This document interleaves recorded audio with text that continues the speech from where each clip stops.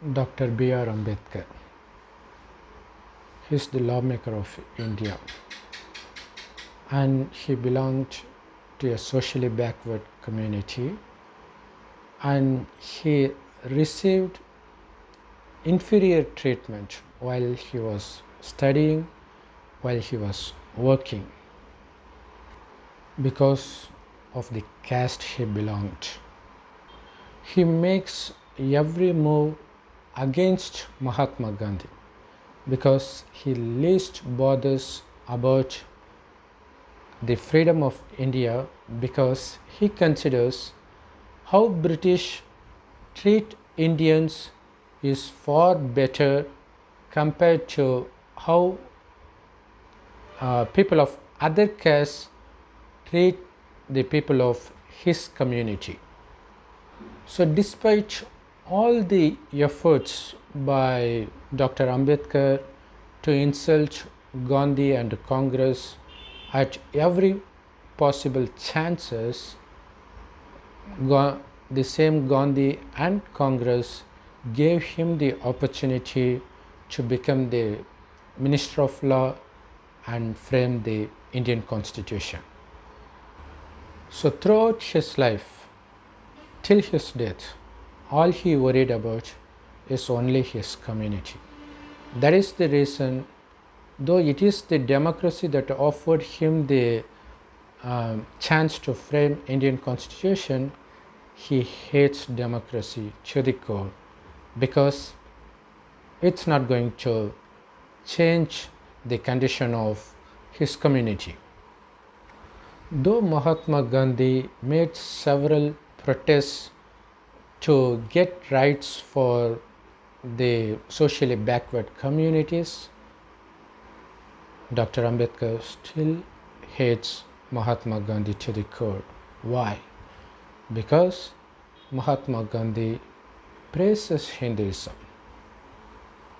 Gandhi loves Hinduism because it is through Hinduism Gandhi has come up with ahimsa, non-violence, even to get freedom for India.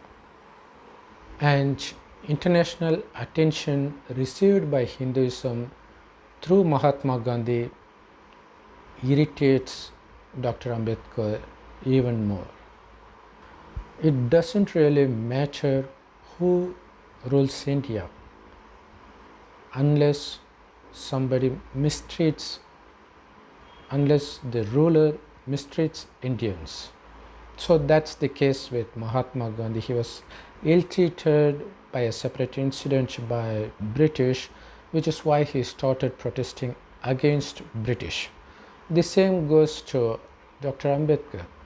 It doesn't matter which caste we belongs to unless we start receiving bad treatment by the members of other communities.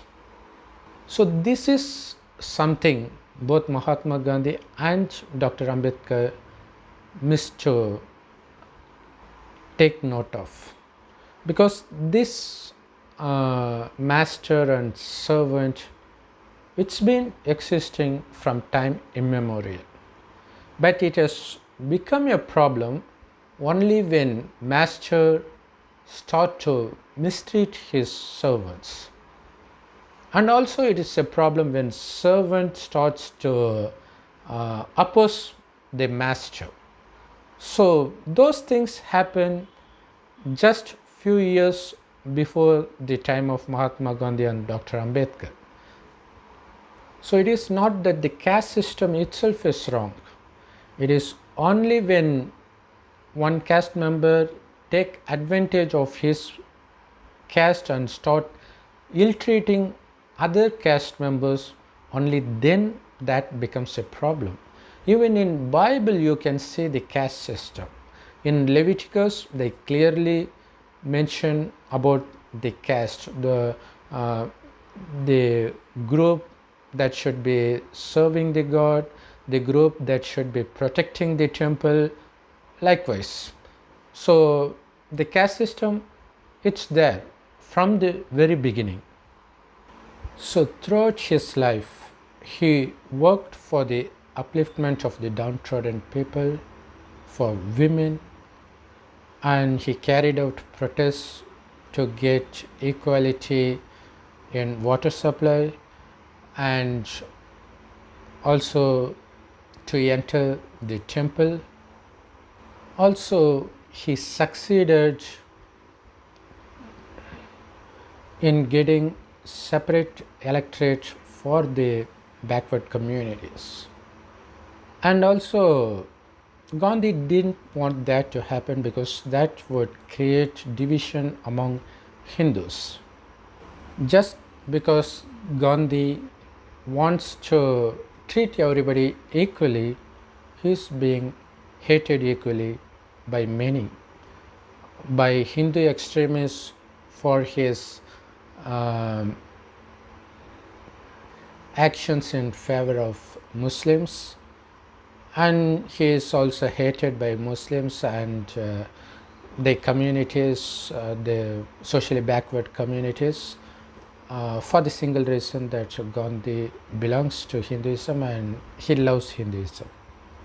So extremists hate Gandhi, and the rest of the people, they don't bother to love anybody.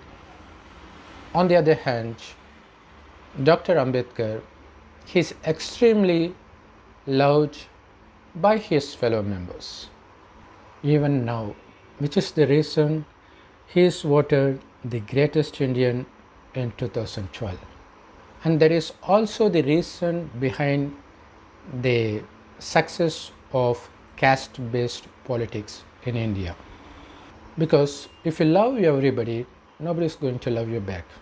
But if you love your community members die-hardly, then they are going to be loyal to you forever. Though nobody can underestimate his sincere efforts to uplift his community members, he left all of them in a dilemma just before his death by his decision to leave Hinduism and join Buddhism along with 60,000 members of his communities. So what's the dilemma in that? If one is going out of Hinduism and gets converted to some other religion, then he will no longer enjoy the benefits of the reservation that he enjoys as a member of Hindu. Ambedkar always said, though he was born a Hindu, he would never die a Hindu. So he always wanted to join some other religion or to join communism and become an atheist. So even at an earlier age, he wanted to join Sikhism, but after knowing that he would no longer enjoy the benefit of reservation, he just leave that thought. Then why did he misguide his fellow members to join Buddhism is a big question. So he was seriously considering joining communism, which is revealed by his speeches that is even available now in YouTube. But fortunately, he was smart enough to see the disadvantages to bring communism. Though communism can achieve his cause of creating equality, but the way they do it is something he is not convinced of. So that's why he said Buddhism is somewhat like communism, but in a very subtle form, which is why he chose Buddhism. Though he hated Hinduism to the core, he equally speaks against Christianity and Islam. He said that the necessity for the revolution to bring down slavery of Negroes proved the inability of Christianity to free anybody of slavery. And also regarding Islam, he says even it encourages slavery and exploitation of women, especially polygamy. If you ask the followers of Dr. Ambedkar or any communal leader on why they consider them as their leader, they would go like, if it was not for him, they wouldn't be able to have right to education and to work. It sounds similar to those of atheists who say that they don't believe God because they got all medicines for all diseases. So they find no reason to believe in God. But the real question is, why did they get diseases in the first place? Why is it increasing day by day despite the immense discovery in science and technology? Everybody will accept that crime rates are increasing year after year, which means people are becoming more and more sinful.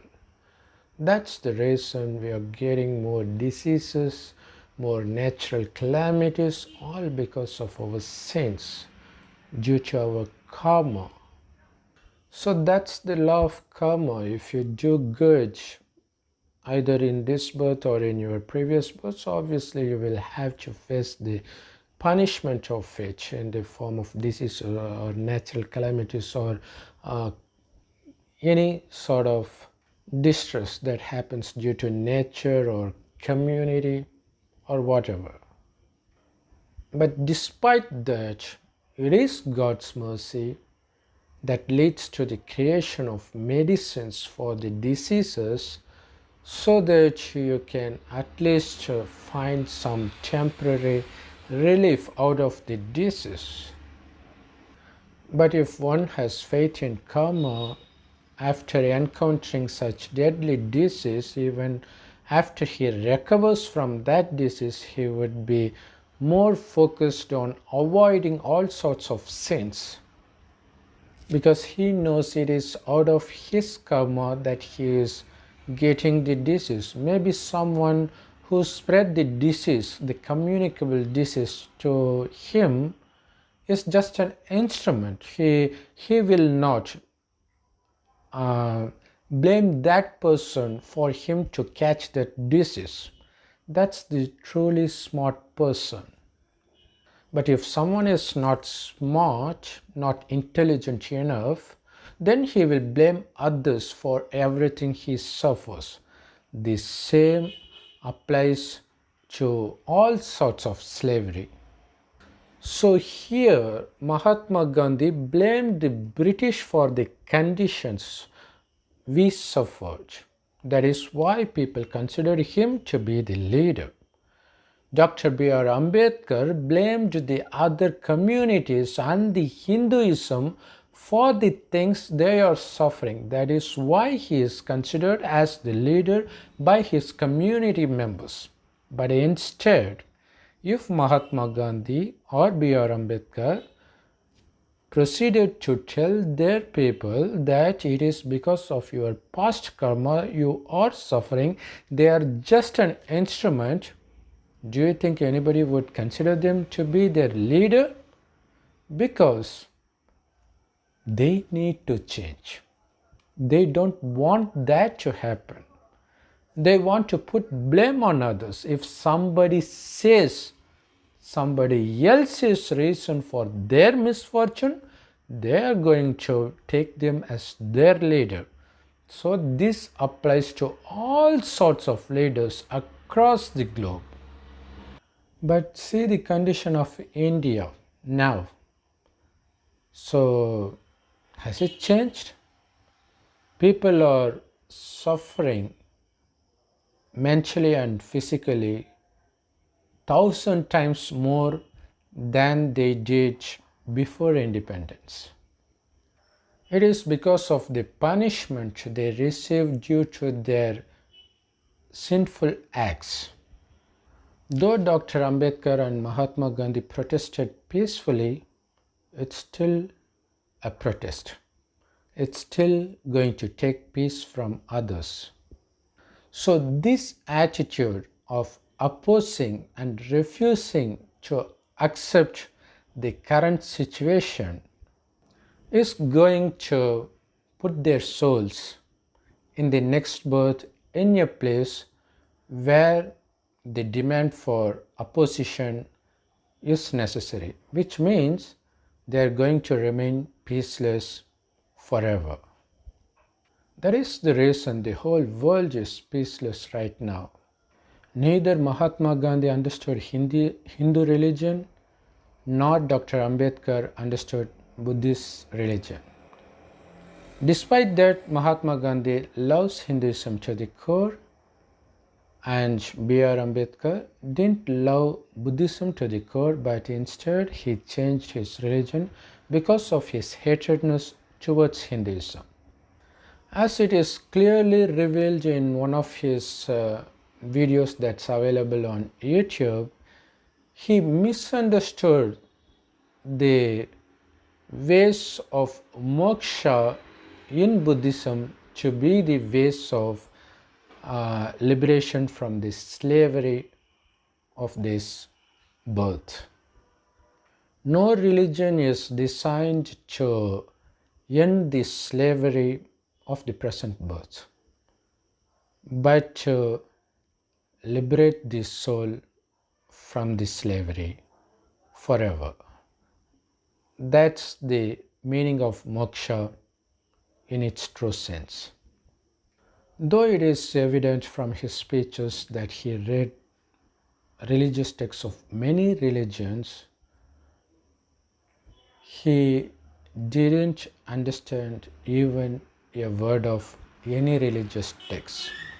That is the reason he ended up saying that Bible and Quran doesn't liberate anybody from slavery. In Bible, Moses takes slaves from Egypt and he goes in search of a promised land. On his way, he receives teachings from God, and those teachings are the real means to end slavery, to attain moksha. Same is the case with Ramayana and Mahabharata.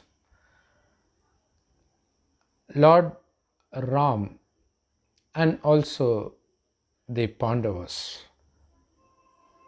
they are forced to renounce their kingdom and go to the forest, which means they are going as slaves. So the way they encounter problems in the forest is the means to attain liberation of the soul. Because the essence of all religions is to end sufferings and attain blissful life in heaven. So what's the method?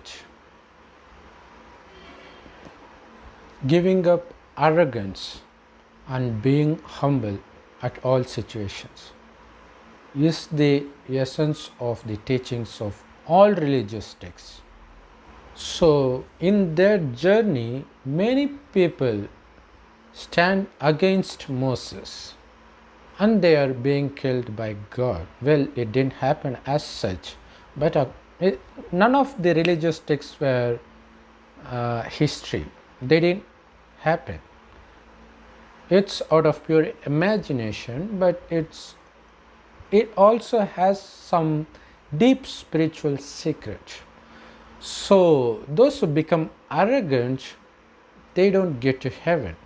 That's the actual meaning. And also Lord Rama, when encountering Parashuram. Uh, Parashuram was very angry on Rama for breaking the arrow of God Shiva.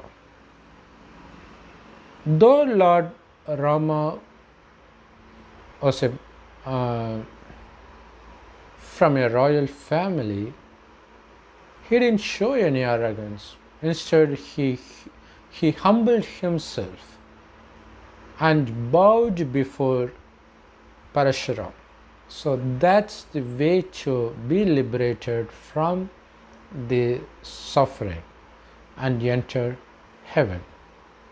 And in Mahabharata, the Pandava king Yudhishthir, he is always humble before Dhritarashtra and Duryodhan, who were the root cause for all the sufferings he and his brothers have to endure in the forest. But still, he is humble and he is loving towards Yudhishthira and Duryodhan.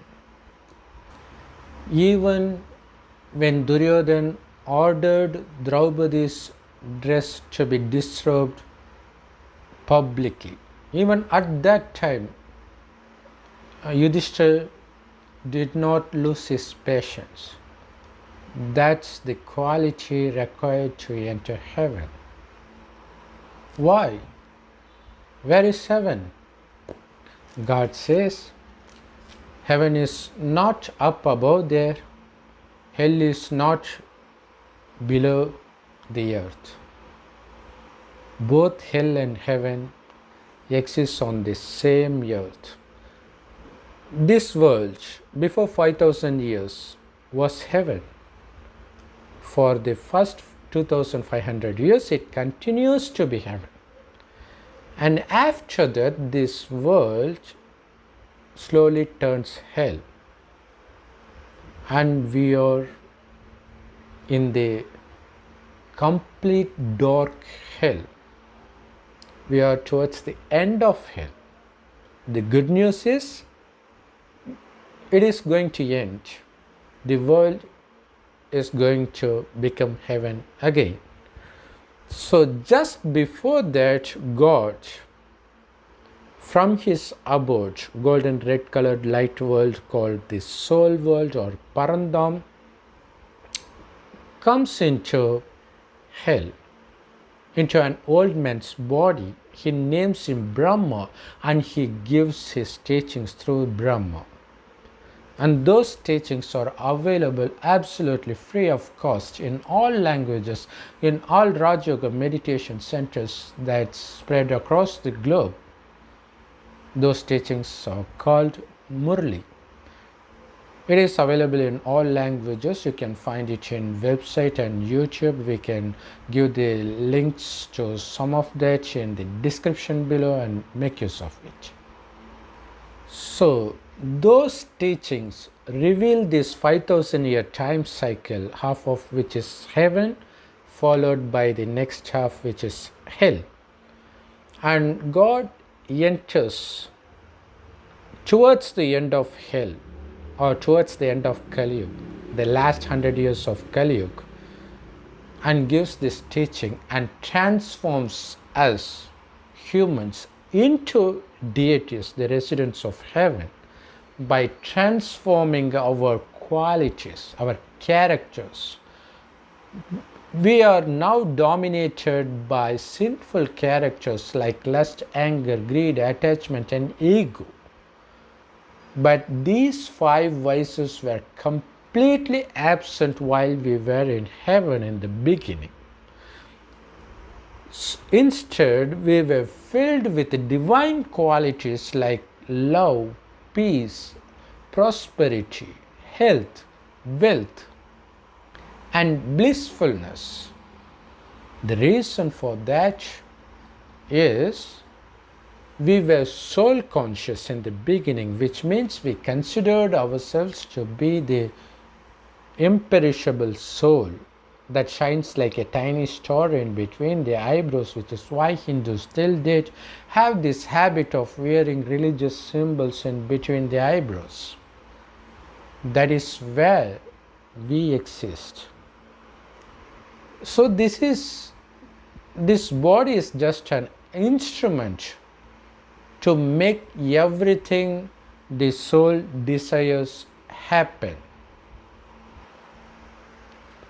So when we are soul conscious, we'll be blissful continuously, because that's the true nature of our soul.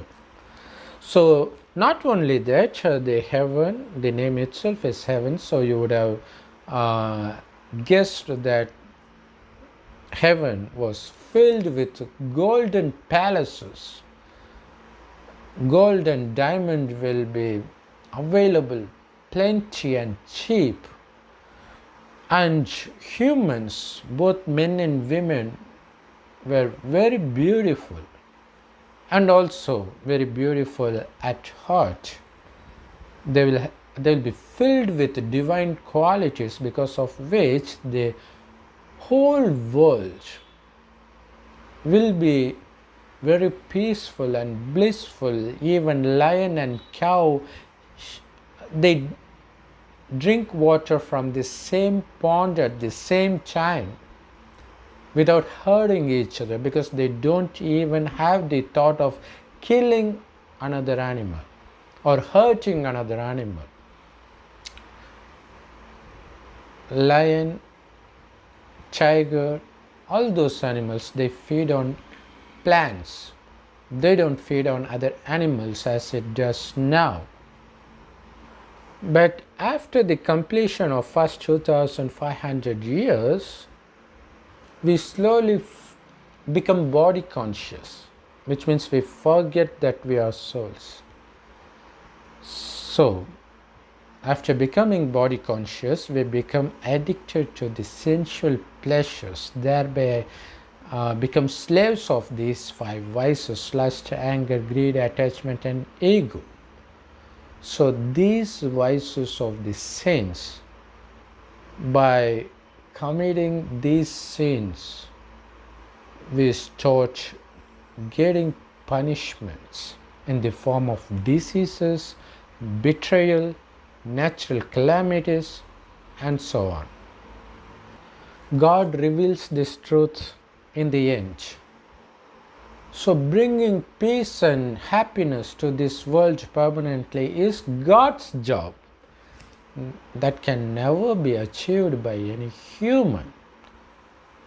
If they want to achieve, in every single attempt they do, they will just end up hurting themselves and others, as we have seen earlier. So this heaven can also be called the land of happiness, and the hell can also be called the land of sorrow. How can we attain happiness in the land of sorrow? So we are suffering because of our past sins. So only God can end it permanently from the earth. How He does that? Through His teachings, and by making us eligible to entering heaven, by making us adapt the qualities of deities while we are in hell. So this is hell.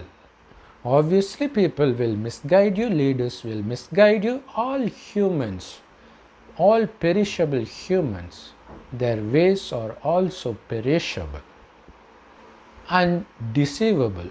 No matter how sweet and honest it seems on the outside, it obviously is going to take you to the bad path. How do you know it is the bad path? Because those leaders themselves suffer on the way till their death. Mahatma Gandhi and Dr. B.R. Ambedkar, they themselves serve as a good example for that. Not only political leaders, even religious leaders. No religion is created by God Himself. So they are created by humans. So obviously they will also be taking you towards sorrow. No matter how great any religion is, it finally takes you to the suffering. God asks us to give up body consciousness, which is the root cause of all those vices: lust, anger, greed, attachment, and ego, and to remain soul conscious again. And it is impossible for you to remain soul conscious forever, because the soul has lost its power to concentrate. So God asks us to remember God as a point of light as much as possible, because God is also a soul just like us. The only difference between God, the Supreme Soul, and the other souls is we enter this birth and death cycle. We enjoyed heaven for the first half kalpa. This 5000 years is called a kalpa. So for the first half we enjoy happiness, and in the second half of the kalpa we suffer. But God stays away from the happiness and the sorrowness. That's the reason in Gita, Srimad Bhagavad Gita, it is mentioned that God stays away from happiness and sorrow, which means He doesn't take birth either in heaven or in hell. Even towards the end, He doesn't take birth like us. Instead, He enters an old man's body directly and gives this teaching and leaves the body soon after He finishes teaching. So the more you remember God as a point of light, what happens is you regain the power that you originally possessed in the beginning. So as the soul power increases, the devilish qualities like lust, anger, greed, attachment, and ego gradually decreases. Because of the absence of the soul power, these weaknesses emerge from us. So God reveals this truth and gives us the way to fill the soul with power. So by remembering God, our soul becomes as pure as God. So it depends on how much time you spend in remembering God. So you shouldn't put your mind to other worldly things, because they will grab the attention of you and removes the power of the soul. That is why God asks you not to listen to, not to see, not to think about the worldly things, because that's how you become addicted to these five vices, because the lack of power in the soul will make the mind wander in the outside. So that's the very nature of body consciousness. The crimes are increasing because our body consciousness has become that large. It is by focusing on being soul conscious that our mind stop wandering outside, and by remembering God as much as possible, our divine qualities like purity, peacefulness, blissfulness start to emerge. For that to happen, all we need to do is to remember God and to listen to the teachings of God as much as possible, and to repeat that into your mind as often as possible. So obviously not everybody is going to remember God the same amount of time because of their weaknesses. They will tend to get distracted quite often. But despite that, those who are able to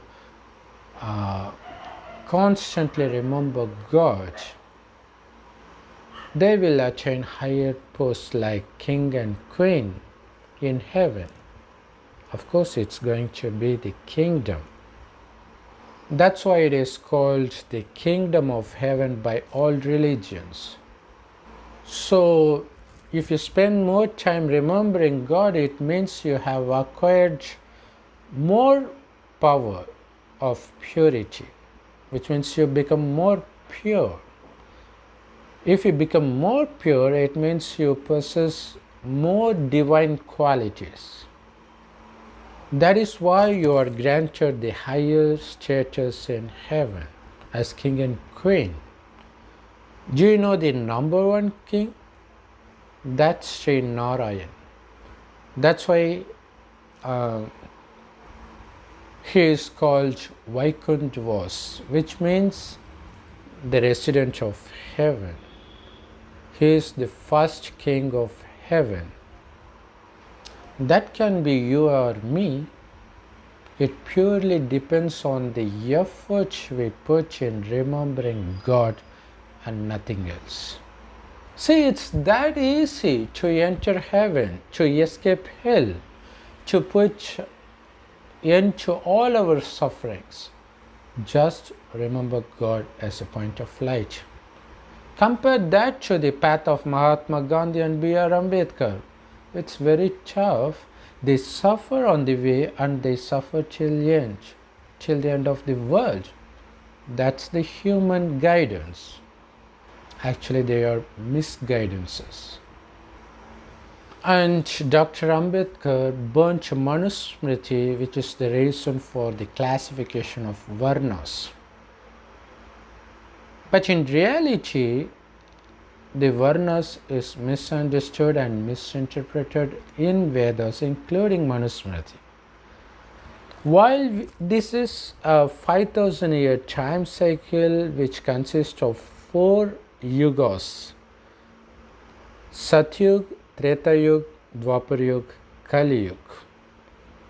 So each yuga consists of just 1250 years as opposed to millions of years as mentioned in religious man-made texts. So the first 2 yugas, they are combinedly called heaven, and the hell consists of last 2 yugas, Dwapar Yuga and Kali Yuga. In the first yuga, obviously, the soul will be 100% powerful, which is why they are called Devtas or Devas. And in the second yuga, they are called Kshatriyas because they lose the soul power to a certain extent.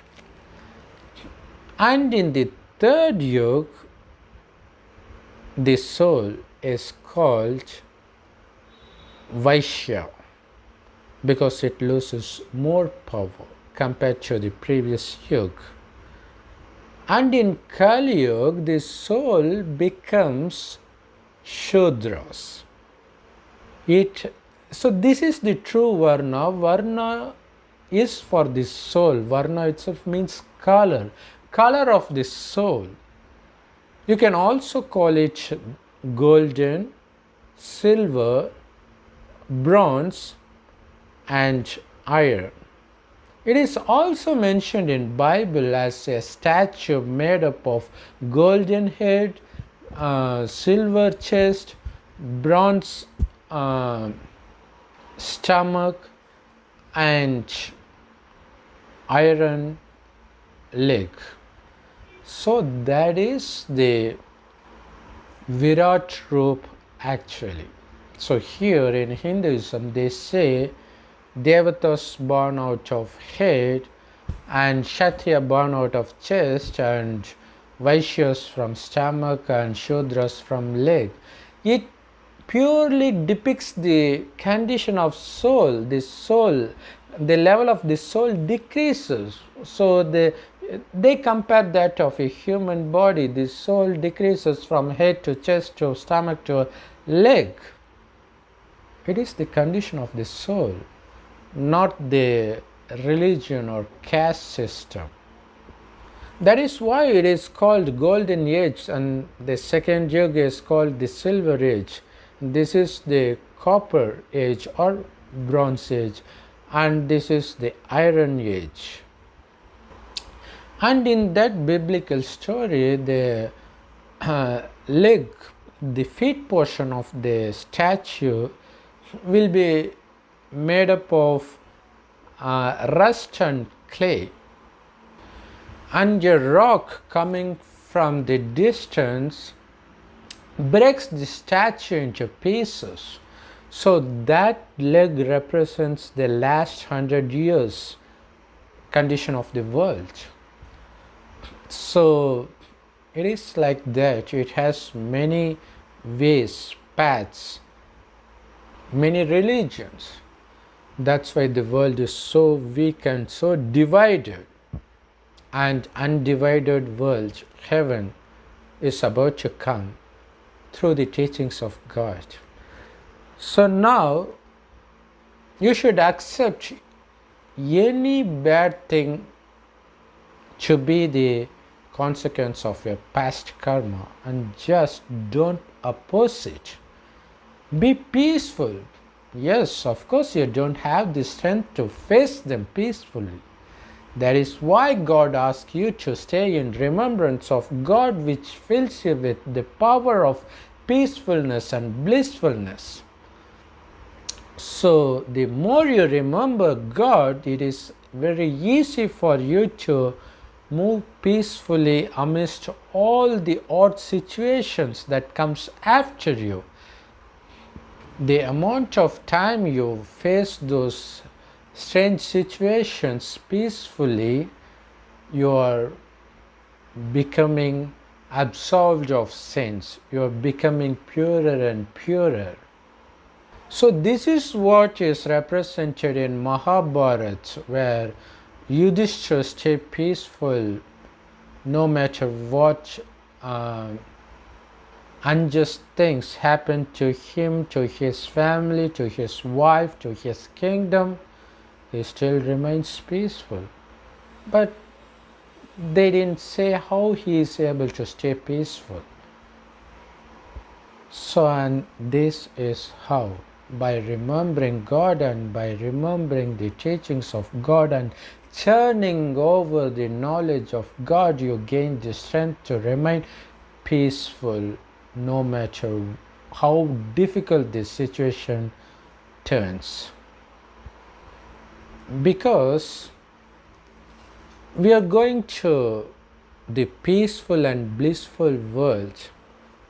So the path to the peaceful world should also be peaceful and blissful.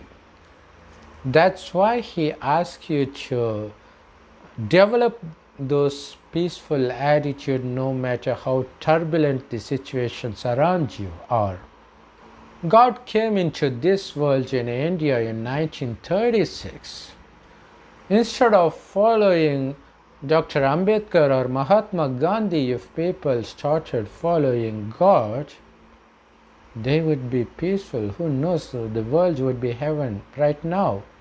But unfortunately, it didn't happen like that. Very, very few people, few out of crores of people take this knowledge. If you happen to watch this video and fortunate enough to understand this video, you are one among billion. You are definitely the deity soul, which is why you are able to listen to this video patiently till this point. Only Hinduism has this casteism, not other religions. But what about the conditions of the world? Does it mean other than India everybody is happy? Actually, everybody is more peaceless compared to India. So whether casteism exists or not, still we are going to suffer due to karmic accounts in one way or the other.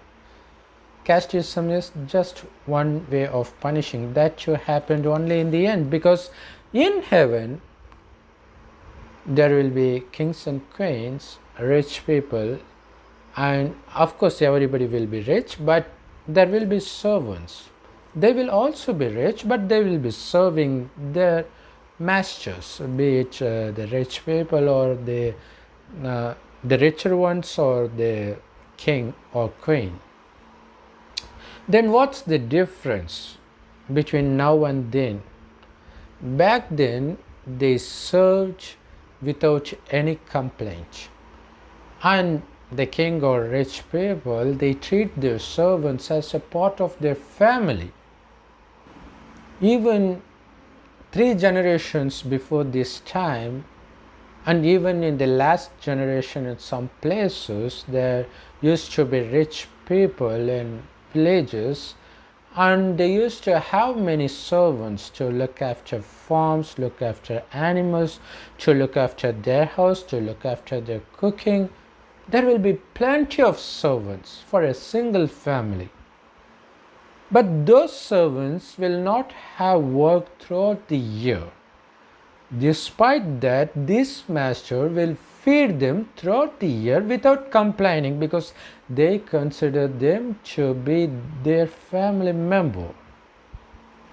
But it is when the master turns selfish and start extracting more work from their servants and give very little in return, these servants start to rebel against their masters. What I'm saying applies to every corner of the world. When you don't obey your master, your servant is also not going to obey you. These things happen towards the last 100 years. That's when God comes to clear this doubt and ask us to stop others, looking at others and blaming others for the things we suffer. As a matter of fact, God says British and other people, other religious people, they invaded India and they robbed India of its wealth. Well, that's a sin for them. But despite that, it is because we become slaves of these 5 vices, we are no longer eligible to enjoy the prosperity given by God. That is why it is being looted from us. So instead of focusing on others who are just instruments for giving punishment for us for our past karma, let us focus on our own karma and reform ourselves spiritually and character-wise. Unfortunately, nobody knows what right and wrong is. It is only when God comes that we realize lust itself is a sin. Sex between the couples is also a sin, because of which we suffer a lot, especially after the invention of birth control methods. People, they just indulge in sex throughout their life, which is why we are encountering diseases after diseases and all sorts of betrayal within the family and outside the family, because lust is the number one sin. The more we indulge in lust or sex, our soul power decreases so rapidly. That is why God asks us to give up sex altogether. Now the question arises, if we give up sex altogether, how about the population? Will it not get destroyed? Well, God asks us to give up sex just before the destruction of the world. So why do you bother about increasing the population now? Moreover, in heaven, nobody gives birth to young ones through sex. Instead, it is by having thought uh, of wanting another children, the wife gets pregnant. They don't even have a tiny bit of sexual attraction between husband and wife, which is why we worship them by building temples for those deities. And that is also the reason why Jesus Christ said that one needs to become like children to be able to enter heaven. But unfortunately, in none of the religious texts it is mentioned how to become pure, how to conquer lust. It is only when God comes, He teaches about becoming soul consciousness and to remember God, that we can conquer lust, and that is the only way to conquer lust altogether. So it is by making the reformation inside you, that you will put an end to these sufferings in your life forever, not by reforming the outside world. That is the reason why the world suffers a lot now, due to all those external reformations and revolutions. So those leaders who revolted against a particular group, they would undoubtedly have taken birth in a place where there is absolute violence. So forget about those leaders and worry about yourself, because it is the soul that's going to reach the soul world alone. Nobody is going to come with you. So you need to worry about yourself. If you want to worry about others, you can give this knowledge. Only that much you can do. It is up to them whether or not they are lucky enough to understand this knowledge. Though it is pretty simple, not everybody can understand. You can test it. You can give it to others. They may be intelligent enough to become a doctor or engineer or lawyer, but they couldn't understand this simple truth. So we are very fortunate to understand this. So rush to the nearest Raj Yoga meditation centers and start taking this God's knowledge and implementing His knowledge into your daily life. Will make your life peaceful now and forever. Om Shanti. Thanks for watching. Please don't forget to subscribe to this channel and leave your valuable comments in the comment section. And hit the thumbs up if you really like this video, and please share this video to your friends and relatives, even if you don't understand this video, because maybe they are lucky enough to understand this video. Who knows?